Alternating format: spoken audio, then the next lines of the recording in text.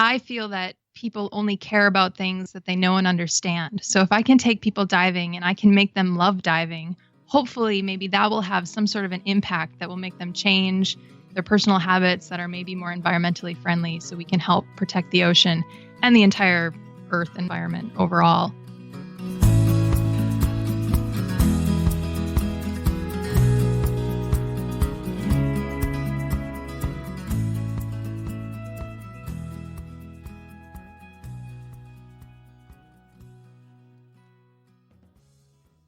Hey folks, welcome to the Adventure Sports Podcast. We'll keep it short and sweet today.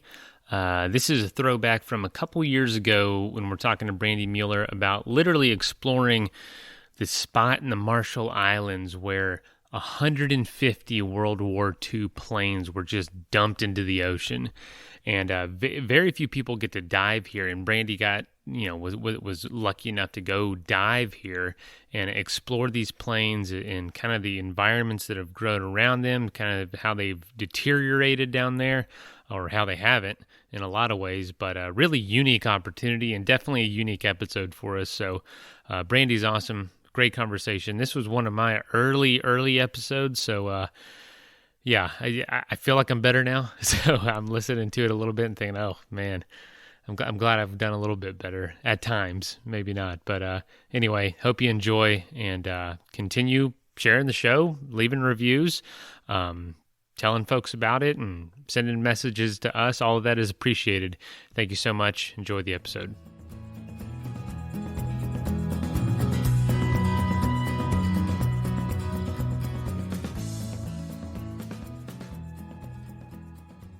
So where are you coming from today? Well, I'm currently in Wisconsin, which is where my parents live. So I just had Thanksgiving with them. But I take off tomorrow to go to Indonesia for 6 weeks. So just here briefly before I go back to diving. Tomorrow? Yeah. That is awesome. Dang. So for 6 weeks, geez. Yeah. I'm starting off, I get to host an underwater photography workshop in Lembah, which is in North Sulawesi in Indonesia at Lembah Resort. It's a fabulous place. I'm pretty excited. That is so do you do that a lot now? Do you travel around doing those classes and teaching? Yeah, I'm trying to teach more underwater photography. I really enjoy it. I have a yearly event in Roatan that we do, but this is the first time I'm doing Lembah. Wow, that is incredible. So where do people come from to attend the classes? Pretty much all over the world, actually.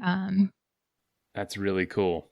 So, yeah, so we're going to talk specifically about a project that you started, and you're releasing a book about it. But why don't you tell us about, how did you get into diving? What is it that you love about it, and where did that passion start for you? Oh, well, I love everything about it. And the passion started when I was really young. I grew up in Wisconsin, but I had relatives who lived in Florida and Hawaii. So I grew up visiting those places and knowing that there were these amazing water and beach places that you could go to. So I always wanted to go to them.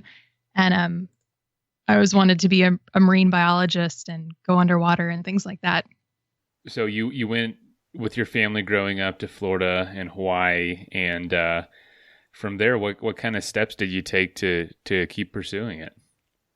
I became a diver when I was 15. I was a foreign exchange student to New Zealand, and my host family were divers. So they sort of, helped me get into it. And then I went to college in Florida and continued to dive while I was there.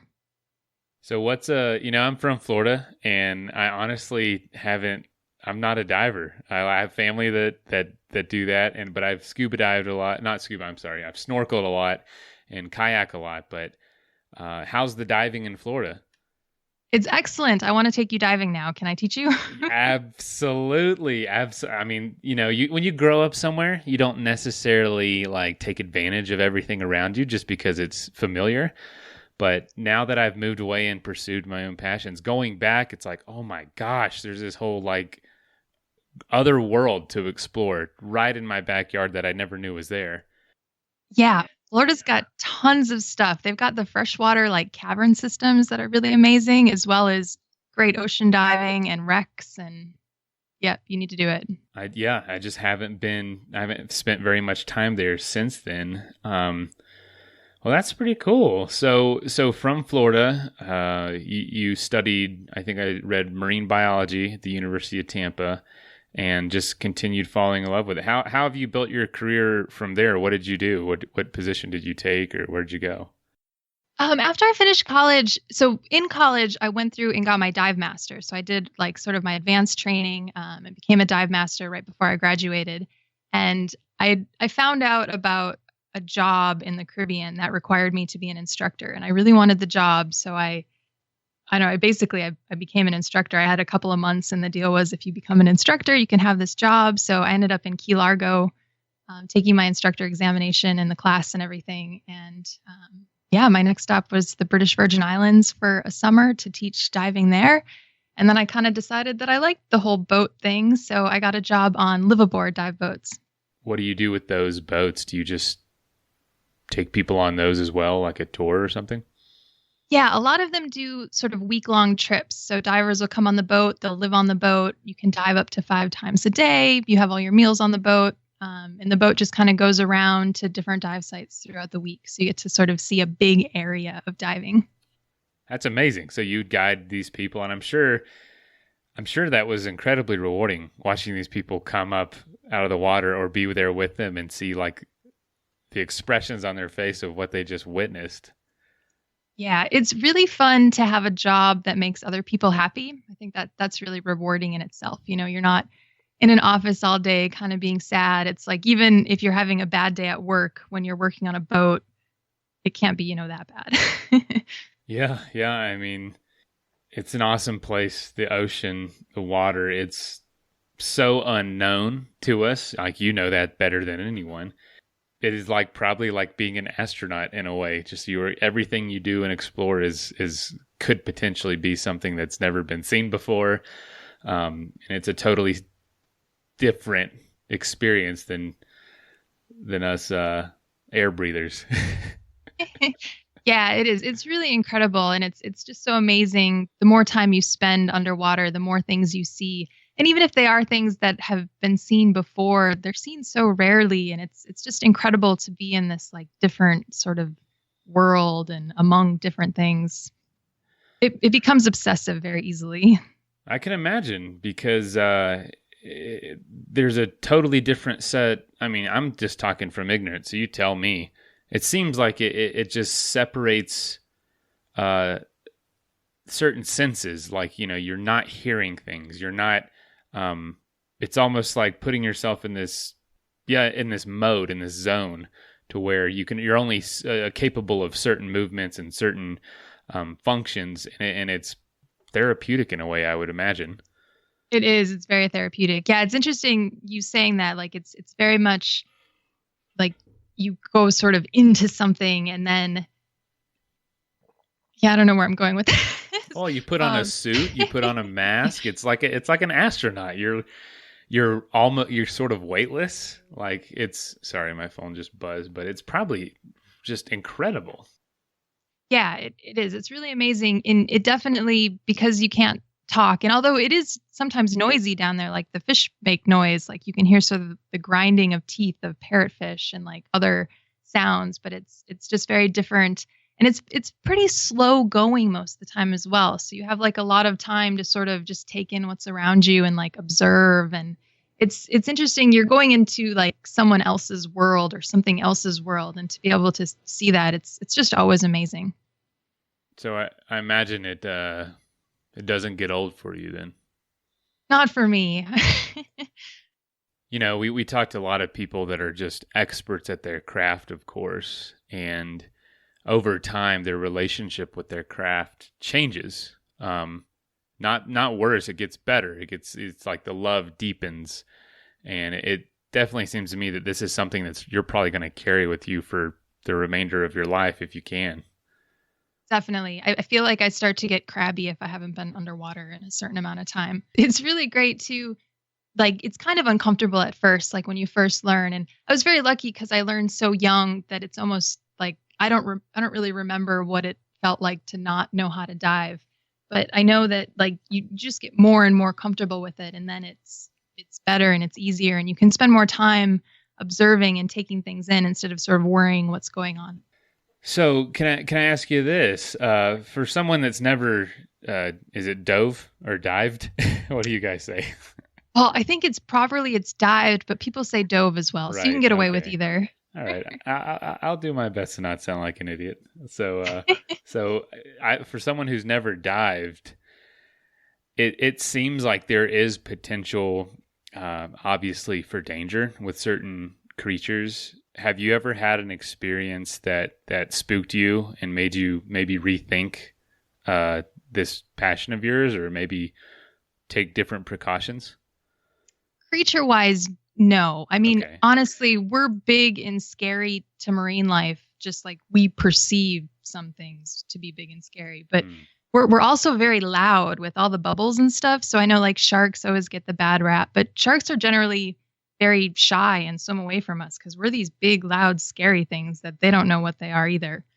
Um, there are some things like you don't want to touch certain things and whatnot, but really you shouldn't touch anything underwater because you could harm it probably more likely than it harming you. But there are things that sting and stuff like that, but not very often. Okay, so you've never had an experience where you were maybe trapped or equipment was failing and you were in a state of panic? I'm going to say no. I mean, I have had things malfunction and whatnot, but in the training, you learn how to deal with things like that. And you start off at like a recreational level where the dives you do are fairly easy and the stuff that could go wrong is fairly minor and you learn how to deal with that. And as you advance into like technical diving, the same thing. You do the training where you learn more of what could go wrong in these more advanced situations and you learn how to deal with it. And in the training, you do a lot of practicing of things going wrong. So they'll like, I don't know, pretend that your tank valve burst and you have to turn it off and switch to an alternate. And you learn how to do that. And then hopefully in real life, you just follow your training and you're just fine. And with your guiding, do you often have to put out fires for people, or are people pretty good? You do a good job of preparing them. That's a loaded question. Generally, generally people are quite good. I mean, stuff does happen, and I think most guides would agree with me that sometimes things have gone wrong and people don't even notice that things are gone wrong. So hopefully we can sort of fix the situation before it becomes a situation and then back on the boat sort of talk about what went wrong and try to prevent it in the future. But again, diving is generally very safe, especially at the recreational level. Like the things that could go wrong, you've got sort of backups. You dive with a buddy, so if something happens, then your buddy takes care of you, or your dive guide, or whoever. So it's not dangerous. I don't want to make the like. I try to stay away from the like, oh, it's dangerous perspective, and go with the like, it's easy and anyone can do it type thing. That doesn't make for very exciting stuff, though. So what do you want me to do? No, it's fine. I just love hearing the honest truth. I wanted to break down what is it that most people fear and what is it most people have concern for when you tell them what you do, and then what's your mindset to break down that stigma or that stereotype. And I'm just hearing from you. I figured it wasn't dangerous, but I know when I talk to people about a lot of the disciplines that we talk about on the show, they mention, oh, that sounds very dangerous. But it's like, well, when you know the people, it's a slow climb to their level of expertise, and they're smart. They don't put themselves in dangerous positions. And I send people backpacking all the time, and one of the biggest questions I have is, am I going to get eaten by a grizzly bear, or I will be attacked by a bear, which is like the last thing you ever have to worry about. And It's just sensational. And I guarantee it's very similar with you and people asking you about sharks. Exactly. It's probably exactly Completely. the same. It's like, yeah, they're out there. Yeah, they're you might see some, but God, it's like literally you're going to have a way better chance of dying driving here than you will ever get attacked by a bear. So Definitely. Yeah. And absolutely the same thing with the sharks. And if anything, we want to see more sharks. Like I want them to get closer so I can take better photos of them. Like sometimes we bait for the sharks to come in so they get closer. Wow. That is so crazy. Yeah, that's different than out in the woods. We don't do that with bears. but yeah. Fair enough. Now, I've been on a couple boats and we've chummed up some sharks before. That was really impressive. So when you take people, what do you want them to walk away with? What kind of what are you looking to? Is it the empowerment? Is it the connection with nature? What's your message and mission with them, each and every person that goes with you? Well, I feel like I have two messages.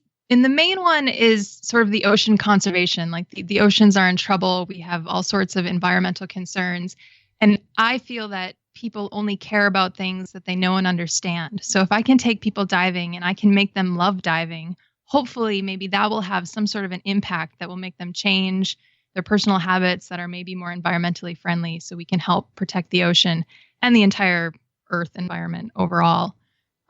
Sort of my second message is that I'm really into the I'm really into the history underwater, particularly World War II wrecks and things like that. Like I really love that we can go dive something that's 75 years old that has the story behind it of of war and of just this human connection that you can go and visit this like underwater museum. I think that's really incredible. And I like to share those stories as well. With your first mission, do you actually show people or how do you express something tangible that they can relate saying, yeah, our oceans are at risk? Is that the airplanes that are at the bottom of the ocean? Is that evidence of maybe, I don't know, pollution in the ocean or something? Or are those two separate things for you? So that's usually not the message I'm talking about when I show the airplanes, but that is an important and good message that in the 1940s, we did dump all of this garbage into the ocean, and not just where the airplane graveyard is, but there are World War II dump sites sort of all over the Pacific. There's one in Vanuatu that they call $1 Million Point that they just shoved all sorts of building equipment and just stuff off a pier because they were done with it. And I guess that's what you did in the 40s. And now we know better. And I'm very happy that the airplanes are underwater because they're beautiful and amazing to dive. But environmentally, that was probably not a good decision. And it's not something that we do anymore, or at least not something we're supposed to do anymore. And yeah, you're alluding to it, and it's something we were kind of skirting around. But you did this really incredible looking project where you basically dived to see all these remains of World War II planes. Yeah, you just mentioned a little bit about it. Why don't you tell us, where did that idea come from, and what did that project look like, and what has it been like?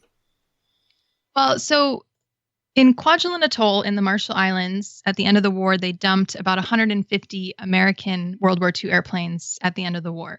They pretty much just didn't need them anymore. The war was over. They were heavy, and they would take up space to transport back to the U.S. And they pretty much just wanted to get the troops home, like it was over. So these planes, they're in perfect condition. They weren't shot down. They didn't crash there. They were literally loaded up on a barge and thrown into the water. And I happened to be living in Kwajalein Atoll. There's a U.S. Army base there, and I was working as a civilian contractor as a boat captain. So I got to go diving on them just for fun. And it sort of became like, they're so amazing to dive. I just wanted to dive like all of them. So me and my friends would go out and dive one day and then go dive another one the other day. And then we would just jump in the water and swim in one direction and see how many we could find. So I took lots of photos of them, and then it sort of came up to make a book about it. How many planes were there? They estimate there's about 150. I actually haven't gone through my photos and counted them all. That would be an interesting project. But they're spread over sort of a 2 square mile area. So I definitely haven't seen them all, and I don't know if anyone has seen every single one of them. But there's a lot of them I did get to see and take photos of. So was it a thing to go see before this project, or are you kind of leading that? No, it was definitely a thing, but the Marshall Islands is literally in the middle of the Pacific, and it's not very easy to get to. And you can't go to the Army base unless you're invited or you work there. Basically, there's no commercial dive operations. No one who doesn't have sort of business there can just show up and go and dive there. There are some private, like if you have a private boat, you could go and dive them, but then you need your own compressor for tanks and things like that. But the people who've lived and worked on Kwajalein have known about them since they were dumped in the ocean, basically. So, Wow. yeah, not a new thing, just a not often visited thing. Yeah. Yeah, that's incredible. And I mean, what does it look like when you're getting down? Does it look like they were just all, are they all upside down in random directions, or is it kind of nicely settled in the bottom like they're parked there? They're all different. There are some that are in the perfect, like, look like they could take off at any moment position. A lot of them are nose down, which are also probably my favorite to photograph. They just look really cool. Wow, they just landed nose down. That is crazy. So they're sticking up in the air Yeah, or and in the then water. some I mean, not the air. same thing. Yeah, and then some of them are upside down as well, so they're all kind of scattered. So what kind of condition are they after 75 years? They're They look pretty rough. No, they're still in pretty incredible condition. Like it's pretty amazing. And they've got coral and stuff growing on them too, but not a ton. But I mean, we see sharks and turtles and there's fish swarming around them. So it's very surreal almost. Like for whatever reason, shipwrecks to me seem normal underwater. Like you kind of expect, oh, it's a ship. It's probably eventually going to end up underwater. But the airplanes they seem so weird to be underwater. No kidding. Yeah, it is. I actually just was looking up pictures while you're talking. This is absolutely stunning. And I was going to ask you, what kind of feelings did that evoke as you got closer to them? Was it just bizarre, like you were just saying, compared to ships? Yeah, it's again like very surreal and bizarre and just also very exciting. A lot of the planes are also sort of in the 100-foot range. Some are a little bit deeper, some are a little bit shallower, but there's no ability to get nitrox up there, which is like a higher O2 blend. So you're diving on air, and with air, you only have about 18 minutes before you go into deco, which as a recreational diver on a recreational profile, you don't want to do. So you pretty much only have like 20 minutes to go down and see these planes before you have to come back up again. So Oh, wow. I always had this feeling of like, I need more time and like swim faster and I want to see more. Yeah, it's very cool. So why this? Why did you want to do this specifically? What was the inspiration, I guess? I don't know. I just find them so fascinating that I guess, hoping that other people would find them fascinating as well. They're in such a remote location and it's so hard to get to that I think I want to show people just because a lot of people can't see them. How close did you get to take some of these pictures? Were you able to see in like some of the cockpits? Yeah, totally. You can get right up to them. Wow. You can touch them if you want. I wouldn't necessarily recommend that, but you can. Interesting. Did you see any personal items down there, like some eyeglasses or something maybe left in one of the seats? Not so much in these. And I think, again, just because they were sort of like packed up and thrown overboard. So there wouldn't have been any like personal stuff left. But also in Kwajalein, there's some ships and some planes that went down during the war from wartime. And you can find stuff like that on those, which is pretty incredible. So yeah, what's one of the strangest things you've ever found while diving? Ooh, that's a good question. Not in Kwajalein, but in Truk Lagoon, which is a couple islands over. There's a lot of Japanese World War II wrecks that were sank, and a lot of them still have light bulbs in them that are still intact. And Oh man. for whatever reason, whenever I come across like an intact light bulb that's 75 years old and is in a ship that was, torpedoed and sank, it just blows my mind that the light bulb is still intact. Because I'm pretty sure I break light bulbs just getting them home from the store in a bag. Yeah, that's funny you mentioned light bulbs in particular. We interviewed a guy a few months ago, actually about a year ago now, but we replayed his episode recently where he was stranded out at sea for 75 days in a raft after his boat sank. And he said one of the things that he saw the most just bobbing around in the ocean were light bulbs. Something you think that's so fragile and so easy to break here. I'll break anything in my hands if it's breakable within a week. Me too. And my wife just bought a butter dish that's like porcelain. And I'm like, okay, this thing's going to break. I'm going to break this at some point. Like, it's just a given. Everything I have has to be plastic or metal.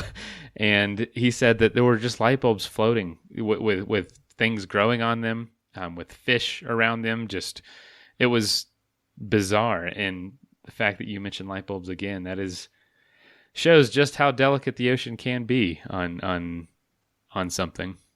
It's kind of funny that you mentioned that he said they float, because they do float, which is also fascinating. So like in the shipwrecks, if they're like screwed into like a holder, they'll be in place like they're supposed to be. But in other places, if they had like spare light bulbs around, they floated up to whatever the ceiling is in that place, which is also really weird to find. No like way. light bulbs If they're up on in. like a wire hanging down, they're going to be floating on the ceiling if they didn't. Exactly. That is crazy. Yeah. Super crazy. Is there anything else like that you notice that's like, oh, this is normal down here, but for us would just be so strange to think about? Oh gosh, there's so much. The wrecks of truck protected them really well. They made it illegal for people to take artifacts off very early on. So we still find all sorts of things. Like sometimes you can find uniform material that's been like buried under the silt that's still, I mean, it's still like intact Still uniform material. Yeah, exactly. And then once, if it gets out of the silt, then it will sort of disintegrate over time. Also books, we'll find books that you can still page through them. And of course, once you like open the book, then the pages will disintegrate sort of one by one. But it blows my mind that someone will pull up this book that's, got kanji writing on it. And it's amazing. Sort of the human stuff, like the uniform material and things like that sort of creeps me out. We find the rubber soles of shoes quite often because those have held up over the years of water. Yeah.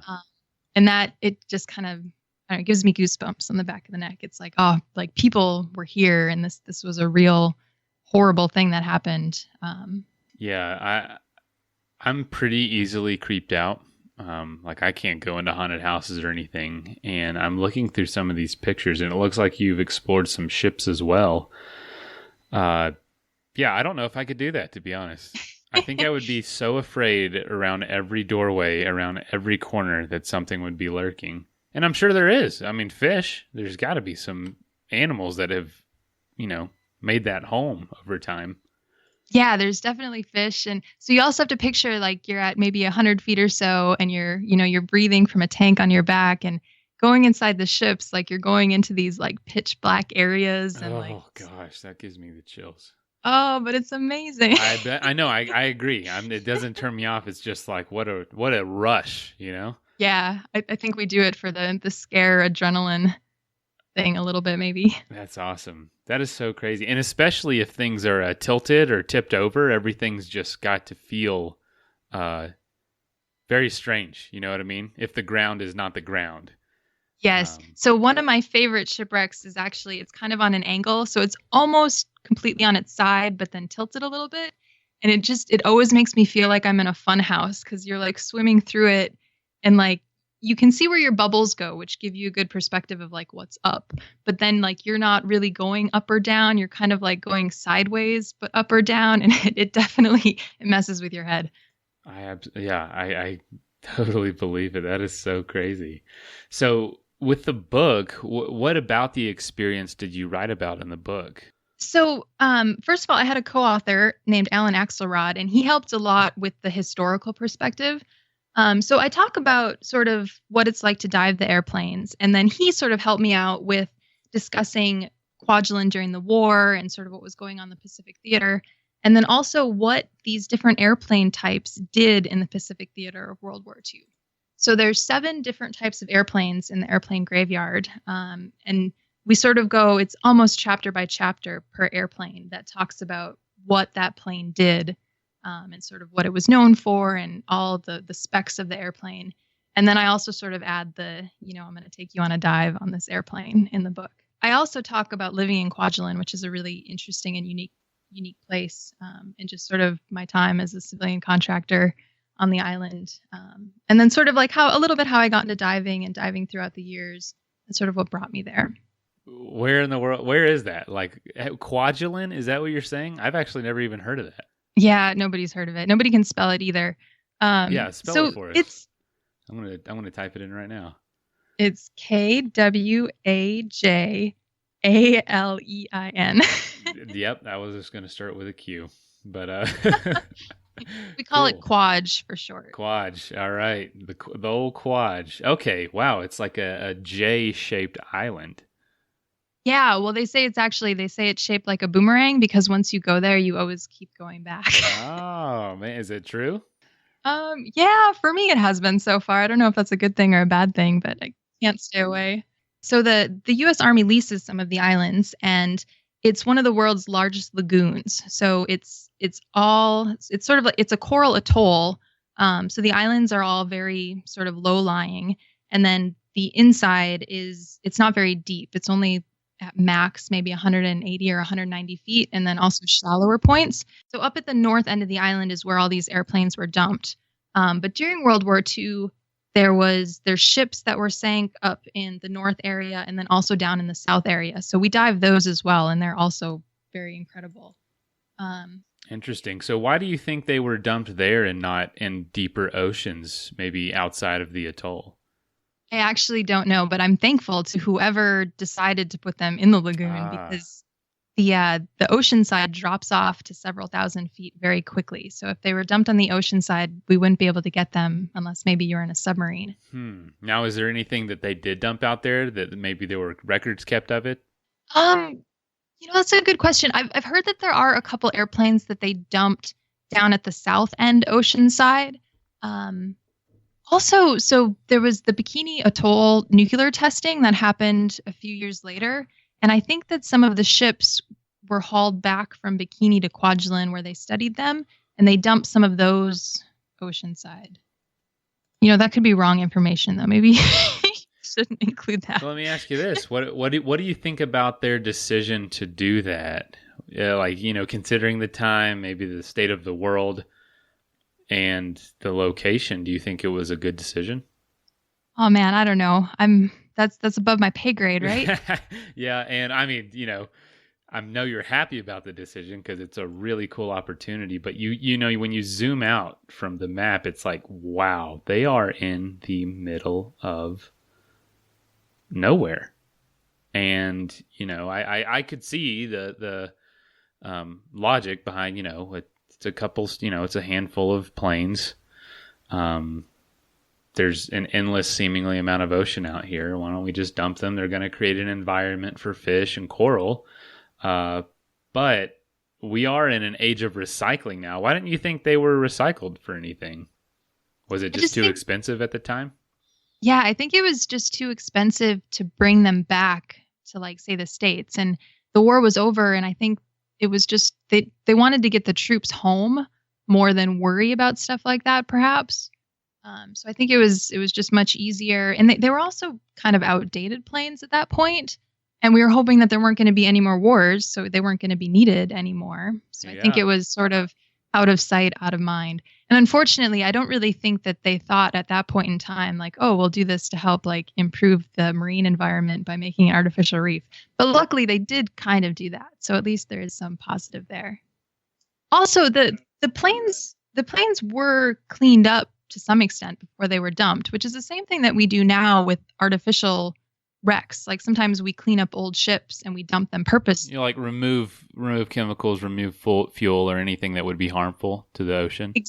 Exactly. And that's a popular practice now to try to encourage marine life to grow. So I guess I don't feel like it was that bad. And also in that time, we just didn't think about things like that. So yeah. And, we were pulverizing the earth with artillery pretty heavily during that time. So I think this was seen as not too drastic. Even worse, just a few years later, we did all of our nuclear testing in the same sort of country of islands at Bikini Atoll. So we were not being super environmentally friendly to this location. Wow, that is just so bizarre. So, I mean, yeah, it's just a crazy time to be in the world. So do you think you'll ever, I know it's difficult to get to, do you think you ever see the possibility of taking people out there? Ooh, it's so hard just because the logistics right now are not very good, but there's a couple liveaboards that go in that area. So it is possible. And I definitely, I'm sure at some point I will go back to Kwajalein. I was actually there just a couple of months ago visiting again. So I'm sure I'll go back to visit again and hopefully get to dive the planes more. That's awesome. Do you ever sit in the cockpit and just All pretend? right, so I don't, and a lot of people do, and I feel like so you've got this big tank on and stuff, and you get into these very delicate, like in my mind, sort of historically significant planes, and you're bound to like break stuff up. So I get really mad when people try to sit in the planes, but Okay. it makes people really happy, and they do it. So I'd prefer they didn't, but it's okay if they do, I guess. Yeah, well, I mean, I guess it is trash in the ocean. And All right, there's that. no, Makes for a great selfie. yeah, that unfortunately that's a pretty big motivator in today's world. That's one heck of a selfie. Yeah, you're pretty much not going to be beat by anybody with that one unless they're on the moon. Uh, so is there any other places like this that you know of that maybe well known, maybe not, that you just have to get to in your diving career? Well, I just finally got to go dive Bikini Atoll, which I was mentioning earlier, where the nuclear testing was. Yeah. Which, so basically, we sort of set up a target of ships after World War II, and then we dropped nuclear bombs on them to see what would happen. And there's about 10 ships and submarines that are in that area, and they're a little bit deeper than the airplanes and a little bit deeper than recreational levels. So I got to go there in September for the first time, and it had been on my like hopes and dreams list for years. And it was really incredible to go out there. The USS Saratoga is out there, which is an aircraft carrier. It's 888 feet long, has all kinds of airplanes in it and around it, and it's just this massive, massive ship. Wow. And now that's also in the atoll, so it's not too deep again. Correct. Yeah, it's in another atoll, but still part of the Marshall Islands. So same country, but it's in Bikini Atoll.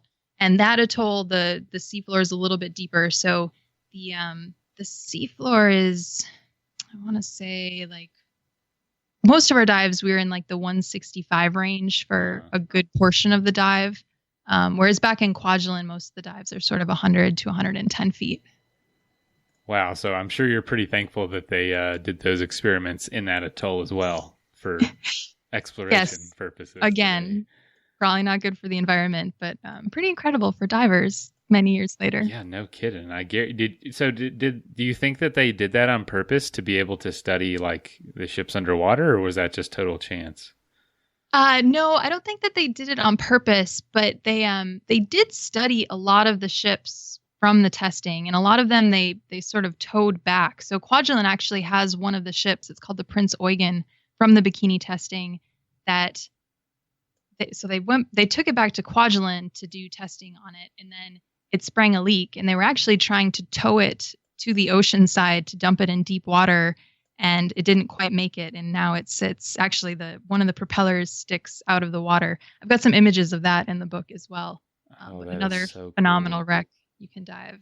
But the bow's at, I don't know, maybe 120 feet, but the one of the propellers or two of the propellers stick out of the water. So it's on a slope. That is so cool. So what about is there anything else in other parts of the world that you know of that you want to see? So many. I have a massive bucket list. Wow. So that's I mean, are they all as difficult to get to as Actually, no, most of them are a lot easier to get to. All right, so you're getting the hard ones out of the way first, huh? Yeah, exactly. Makes everything so much easier.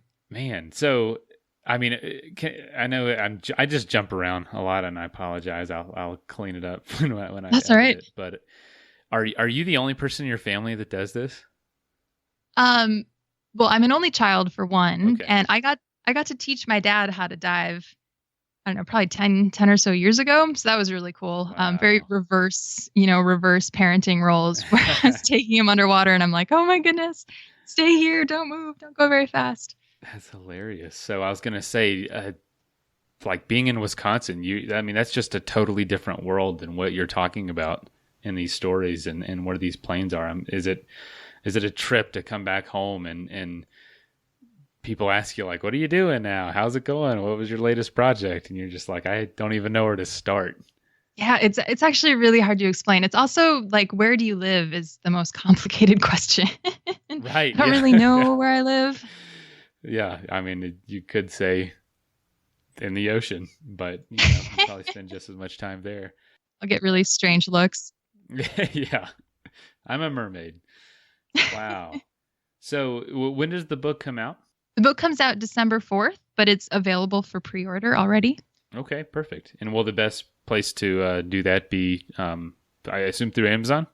Yeah, Amazon's got it. So that's probably the best, easiest. I think it's free shipping even, maybe. Oh, cool. Perfect. Yeah. And so, neat. So, yeah, I'm actually really looking forward to picking up a copy. Will it be available in any stores or mostly through Amazon for now? I don't know yet if it'll be in any stores. So, what's next for you as far as what's some projects that you're definitely getting ready to do beyond this? Well, I'm lucky. I get to do some magazine work as well. So I try to get as many assignments as I can to pretty much dive anywhere and either report back on the location or a certain animal to dive with or whatever. So yeah, I try to do as much of that as possible, and I teach some underwater photography workshops. I also lead some dive trips. So if anybody wants to come dive with me, check out my website and you can come on one of my trips with me. Cool. Yeah. Where do they go to find out more? It's www.brandiunderwater.com, and it's Brandi with an I. Brandi with an I, underwater.com. And then, yeah, what other websites or social medias would you like to post or to plug? Probably Instagram. Same. I'm at Brandi Underwater. It's Brandi_underwater on Instagram. Also on Facebook, Brandi Underwater. Thank you so much for joining us today. And I'm excited to tell your story, and I'm excited to follow you from now on. Well, thank you so much for having me on your show. Yeah. And is there anything else you'd like to share with people about diving or Well, I guess if you don't dive, I highly recommend it. I think you should check it out and go and take a class. And if you do dive more and come visit me somewhere or just enjoy your dive trip. All right. Well, thank you so much again. Thanks so much. Have a good day. All right. Talk to you later. All right. Bye. First of all, thank you so much for listening. It means the world to us that you choose to listen to the show. If you'd like to help us further, you can leave a review on iTunes, share us with your friends, your family. It goes a long way to grow in the show. You can also support us financially through patreon.com/adventuresportspodcast. Link is in the show notes. And also, if you have an idea of who could be a good guest for the show, we're always looking for people to tell their story about the outdoors or adventure. So if you know someone, please reach out. Email us at info@adventuresportspodcast.com. And until then, get out there and have some fun.